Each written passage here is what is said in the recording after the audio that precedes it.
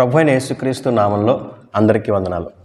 ఈ 40 days prayer ఫెలోషిప్లో 33వ రోజు మన యొక్క వాక్యాంశముగా అపోస్తలుడైన అల్ఫయి కుమారుడైన యాకోబును గురించి మనం ధ్యానించుకుందామండి.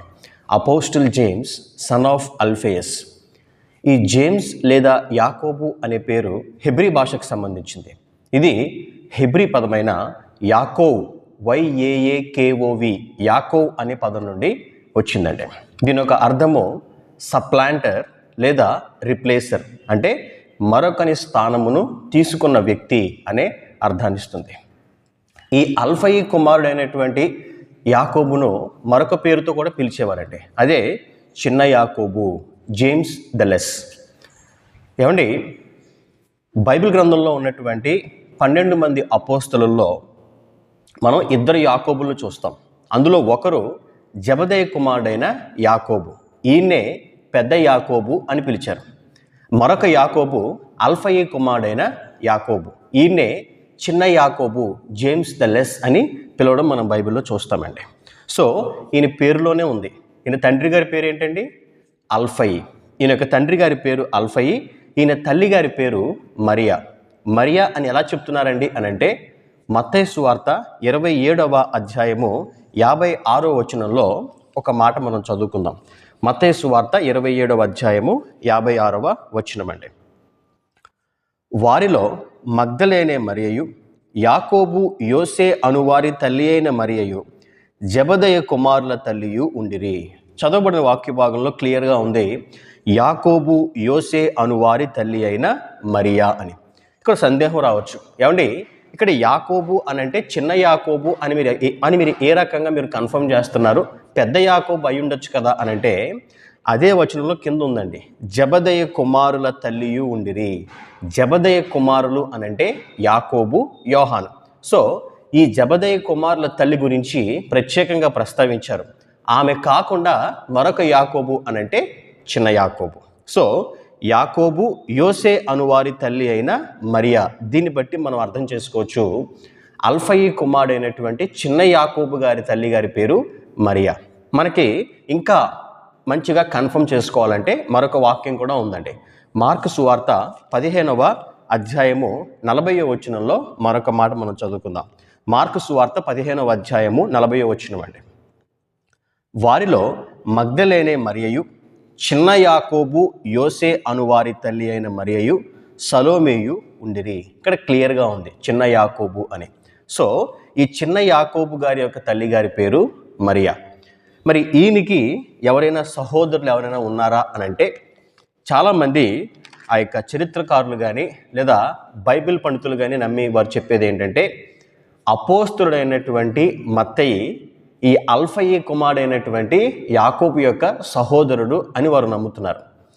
అదేవిధంగా ఇక్కడ మనం మార్కు సువార్త 15వ అధ్యాయము 40వ వచనం ప్రకారం కూడా ఈ యోసే అనే వ్యక్తి, లేదా ఇంగ్లీష్లో జోసెస్ అన్నారు, JOSES, ఈ జోసెస్ అనే వ్యక్తి కూడా అల్ఫయి కుమారుడైన యాకోబు యొక్క సహోదరుడు అని కూడా వారు చెప్తున్నారండి.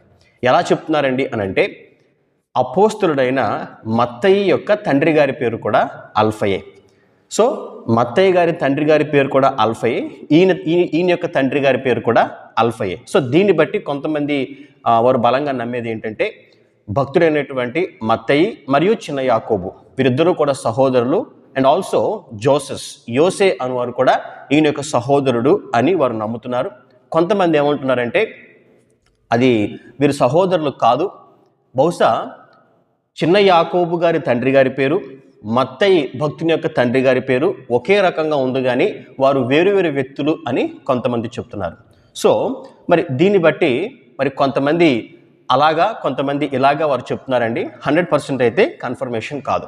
సో ఆ తర్వాత ఈయన ఏ ప్రాంతానికి చెందినవాడండి అని అంటే, గలిలయలోని నజరేతు అనేటువంటి ప్రాంతానికి చెందినటువంటి వ్యక్తిగా ఈయన్ని మనం బైబిల్లో చూస్తామండి.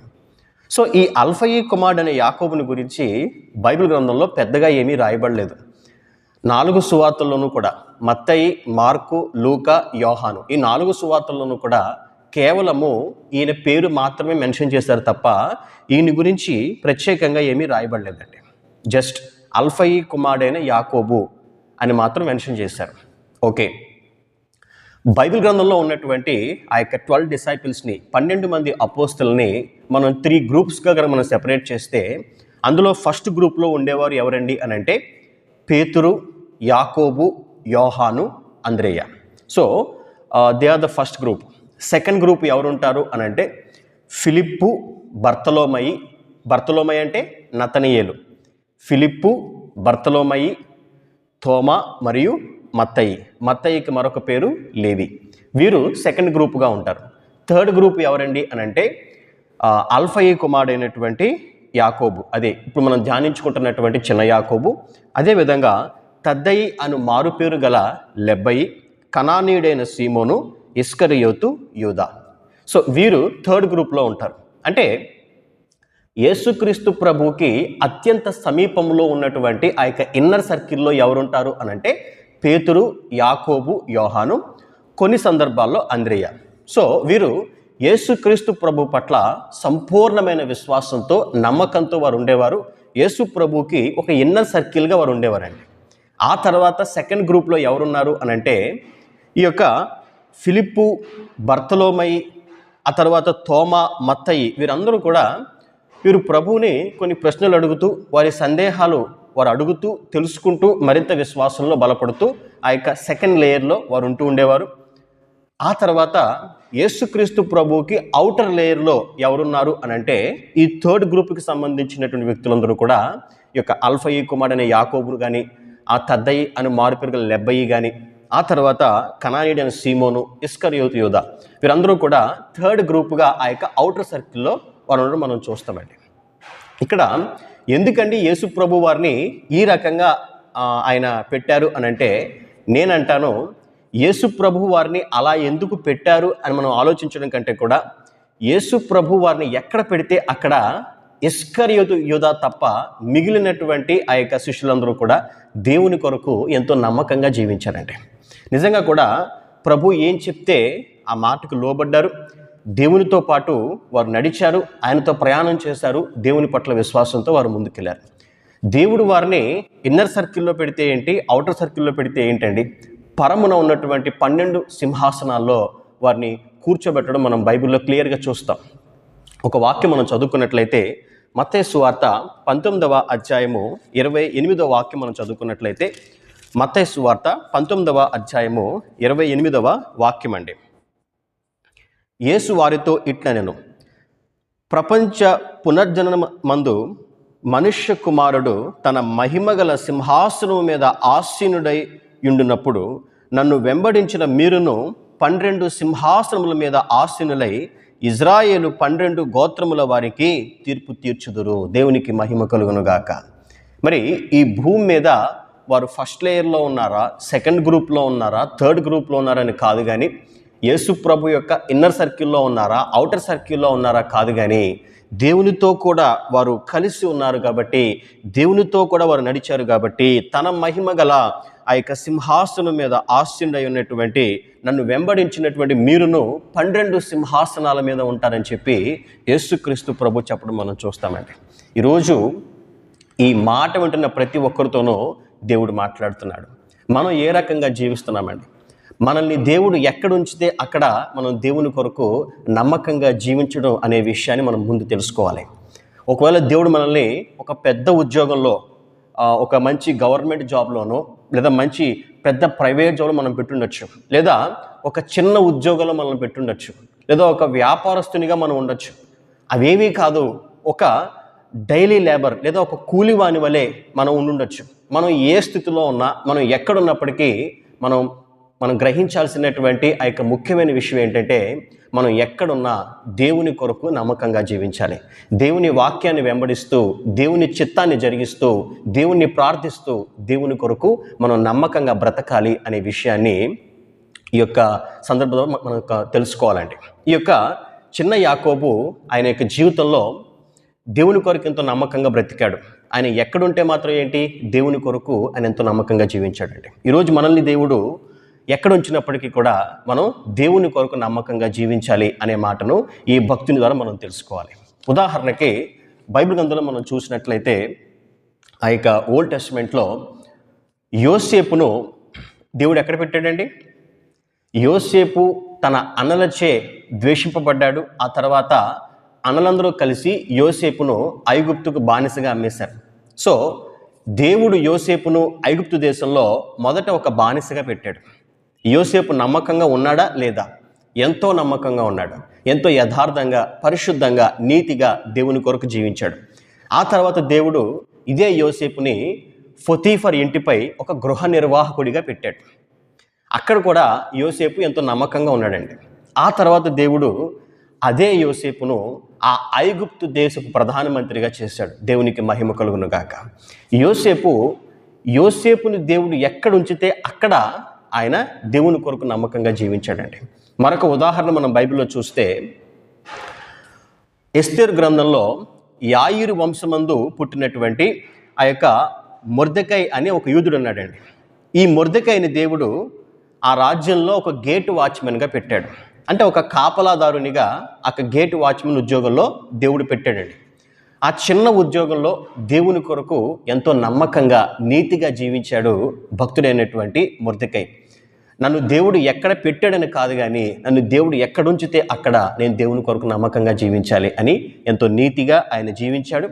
ఆయన నీతిగా జీవించిన దాన్ని బట్టి కొన్ని శ్రమలు సహించవలసినటువంటి పరిస్థితి వచ్చింది. అయినప్పటికీ కూడా దేవుని కొరకు రోషం కలిగి నిలబడ్డాడు. ఆ తర్వాత అదే మొర్దెకైని దేవుడు ఆ రాజ్యంలో ప్రధానమంత్రిగా చేశాడండి. ఎస్తేరు గ్రంథము 10వ అధ్యాయము 3వ వాక్యం మనం చదువుకున్నట్లయితే, ఎస్తేరు గ్రంథము 10వ అధ్యాయము 3వ వచనమండి. ఆ మాట మనం చదువుకుందాం. ఎస్తేరు గ్రంథము 10వ అధ్యాయము 3వ వచనం.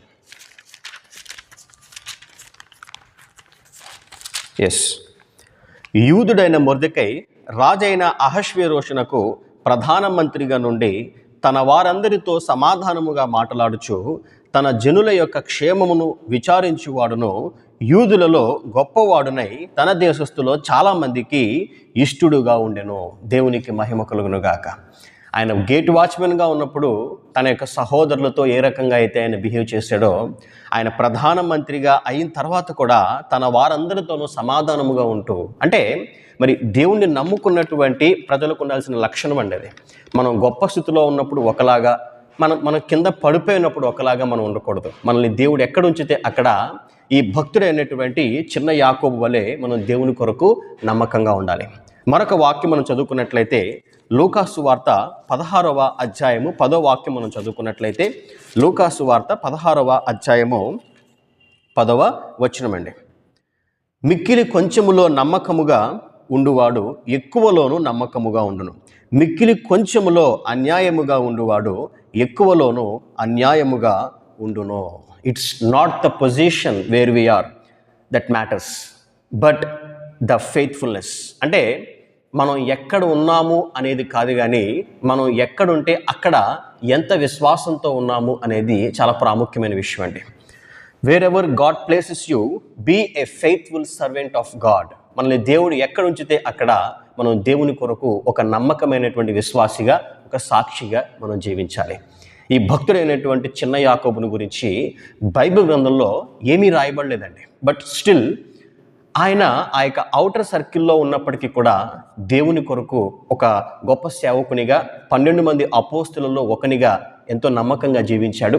పరమున 12 సింహాసనాల్లో ఒకదాని మీద ఆసీనుడై ఎంతో మహిమకరంగా ఆయన ఉన్నాడండి. ఈరోజు మన జీవితాల్లో కూడా మనల్ని దేవుడు ఎక్కడ ఉంచితే అక్కడ మనం దేవుని కొరకు నమ్మకంగా మనం జీవించాలి. అప్పుడు మనం ఎప్పుడైతే కొంచెంలో నమ్మకంగా ఉంటామో దేవుడు అనేకమైన వాటి మీద మనల్ని దేవుడు నియమిస్తాడు. కాబట్టి ఈ చిన్న యాకోబు గారి జీవితంలో నుండి ఈ విషయాన్ని మనం గ్రహించగలం. దేవుడు తన పరిశుద్ధ వాక్కును దీవించి ఆశీర్వదించునుగాక. ఆమేన్.